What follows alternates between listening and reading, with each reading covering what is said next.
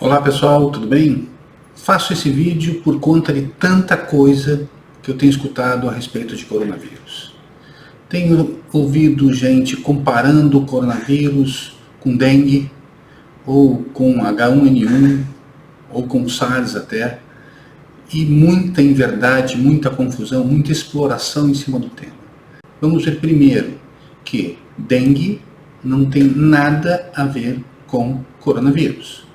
O vetor de transmissão da dengue é um mosquito. Então, por conta disso, tanto faz você aglomerar todo mundo num ônibus, num estádio de futebol ou num show, que não vai fazer diferença para a dengue.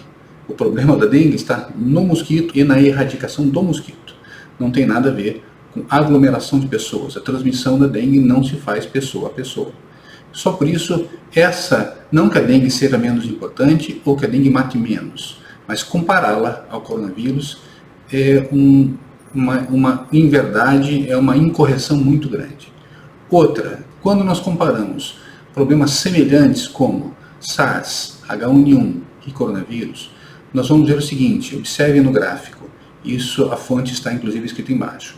O problema do coronavírus, a grande diferença está na gigantesca velocidade com que ele se propaga. Ou seja, a transmissão do coronavírus está se dando a uma velocidade assustadora, segundo os próprios cientistas, né? Se você comparar no gráfico, ele tem aproximadamente 3 vezes mais contágio no mesmo tempo do que o H1N1. E nós vamos identificar que é exatamente essa a grande diferença. Nós podemos dizer que o coronavírus não mata no varejo, ele mata no atacado, é na grande quantidade. Apesar do que se diz da baixa letalidade, cerca de 2 a 3%, variando da fonte da letalidade, isso não reduz o problema, porque ele contagia muitas pessoas. Então, se ele contagiar 10 mil, será 3% de 10 mil. Se ele contagiar 100 mil, 1 milhão ou 2 milhões, serão 3% de 2 milhões. É muita gente. Então, o problema dele está na taxa de transmissão. A maneira com que ele está se propagando é absurdamente rápida. E tudo bem, qual é o problema disso? Vamos ver aqui um quadrinho comparativo só para comparando H1N1 com o corona. 10 pessoas pegaram H1N1, 10 pessoas pegaram o coronavírus. Na quarta transmissão, ou seja, um passou para outro, que passou para outro, que passou para outro, o H1N1 terá feito a contaminação de aproximadamente 31 pessoas, enquanto o coronavírus, na mesma quarta estágio de contaminação, o ciclo de contaminação, terá infectado 192 pessoas. É uma diferença gigantesca, isso é geométrico, ou seja, por isso da curva ser extremamente elevada, como pode ser visto. Esse é o grande problema. Bom, e em que isso afeta a abordagem com relação ao corona? Ele é semelhante ao H1N1, ele é apenas uma variante que transmite mais rápido. Bom, vamos considerar então, o Brasil tem aproximadamente 209 milhões de habitantes. Se você for fazer uma consulta, você vai ver que o Brasil inteiro tem cerca de 16 mil UTIs. Se você dividir os 209 milhões por essas 16 mil UTIs, você vai ver que tem aproximadamente 13 mil habitantes para disputar cada UTI. E aí nós começamos a entender o problema do coronavírus. O problema de ele estar se propagando de uma forma muito grande. O que acontece? Nós temos uma UTI, um número de UTI limitado, né, e um número crescente de enfermos infectados com o coronavírus. Acontece que a cura do coronavírus, vou mostrar uma estatística, cerca de 76% dos infectados precisam de internação.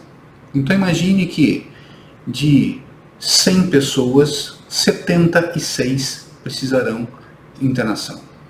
Isso a fonte é da JAMA, o site está embaixo, é Coronavirus Research Center, é um site e esses dados estão disponíveis. Ou seja, de 100, 76% das pessoas precisarão de internação e 26 de UTI. 1.000 pessoas já são 760 internações.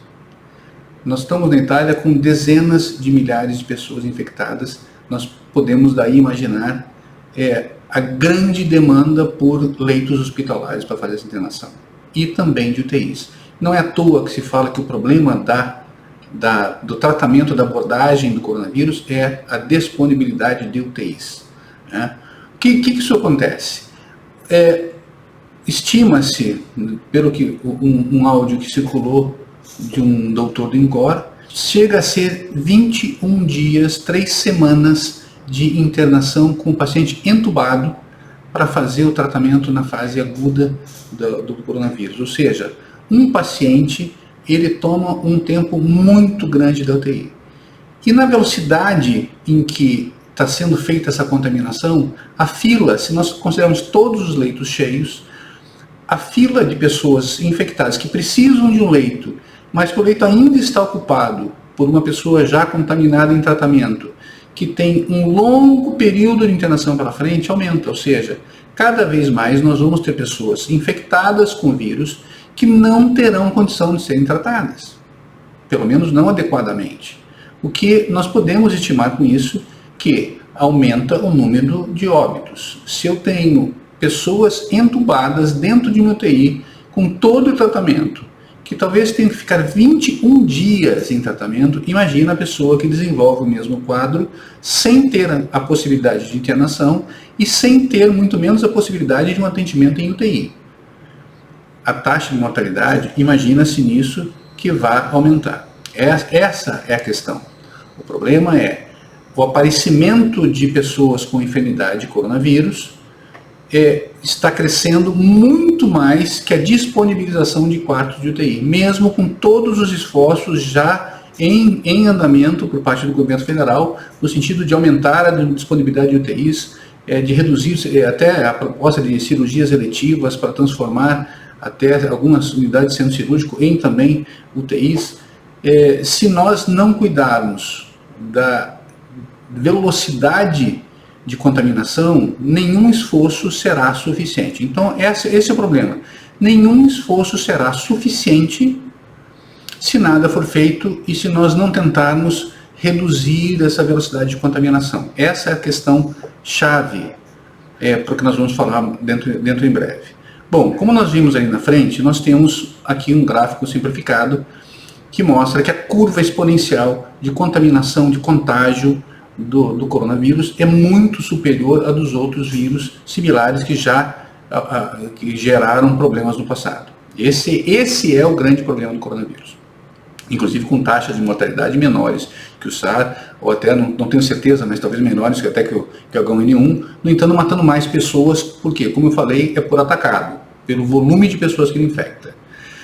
Bom, o que nós podemos fazer para tentar reduzir, ou seja, para tentar baixar, desacelerar essa curva de contaminação? E aí que explica o que os países estão fazendo.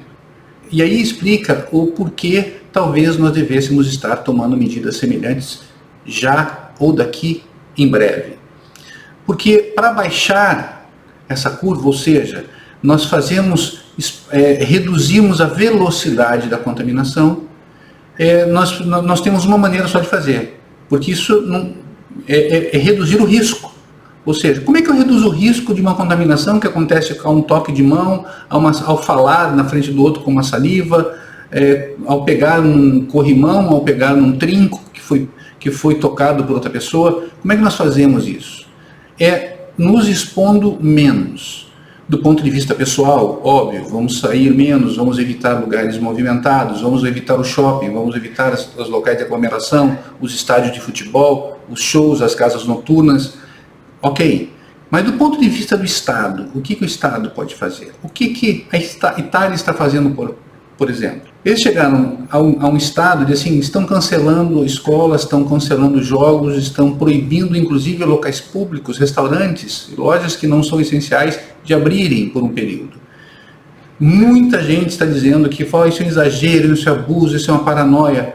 O problema não é esse, o problema é medidas, estas são medidas que tentam justamente abaixar essa curva, ou retardar o processo de contaminação, a rapidez com que esse contágio está acontecendo, ainda que provavelmente as pessoas vão pegar, quem tiver que pegar vai pegar. Só que em vez de pegarem todas ao mesmo tempo, você consegue espaçar um pouco isso no tempo, de maneira que você dá um pouco mais de folga para o sistema de saúde de qualquer país, para que ele tenha agentes ficando doentes à medida em que ele consegue liberar leitos de pessoas que já foram tratadas e saíram. Não pode ter mais gente precisando, a fila dos leitos não pode aumentar numa velocidade maior do que a liberação dos leitos. Então essas medidas têm por razão reduzir a velocidade de contaminação do vírus. É para isso que essas medidas servem. E isso tem que ser entendido, para que se entenda e se tente ver o caso como ele é, independente das paranoias que realmente existem, dos exageros que realmente existem, os aproveitamentos políticos, etc., dessa situação que realmente existem.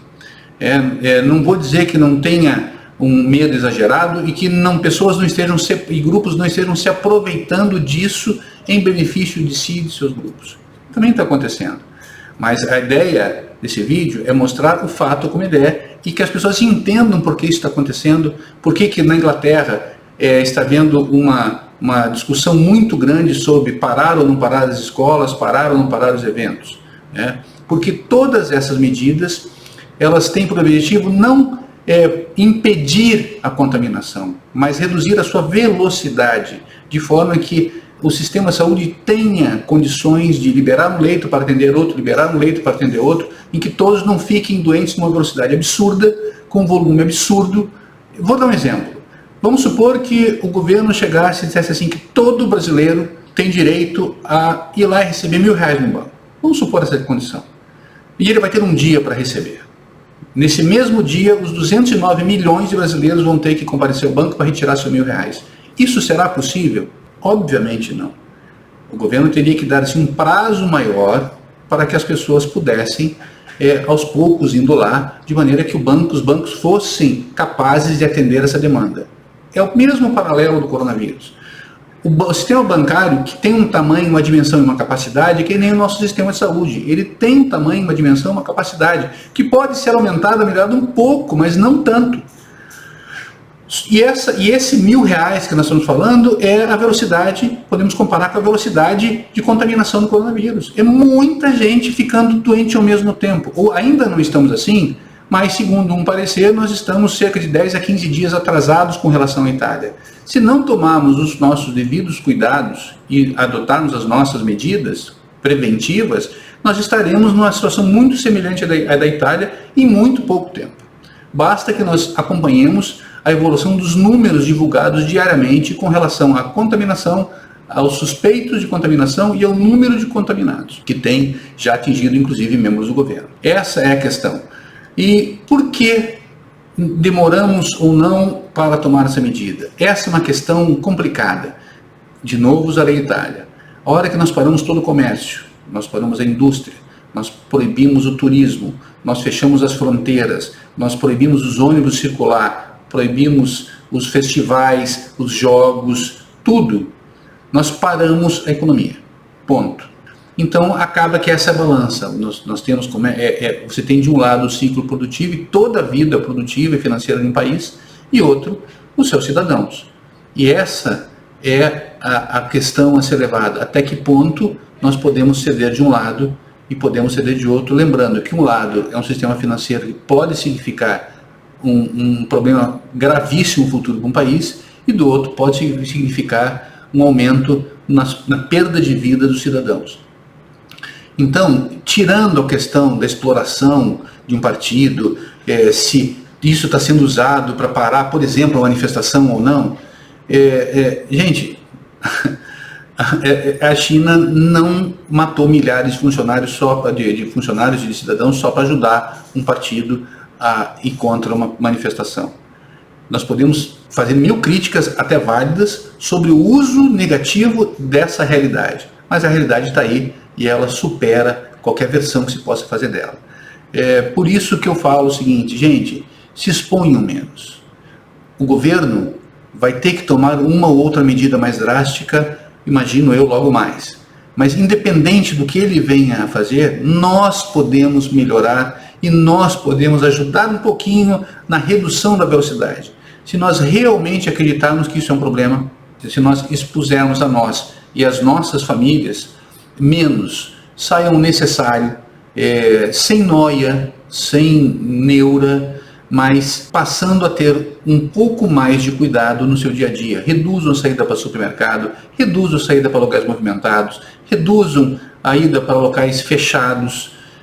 Isso vai trazer impacto? Vai. Mas eu prefiro esse impacto ao impacto maior, que de repente é morrer, ou ver um parente meu falecendo por conta disso. Não sei se ajudou a esclarecer um pouco da minha visão do que é esse problema do coronavírus. Espero que sim, e até a próxima.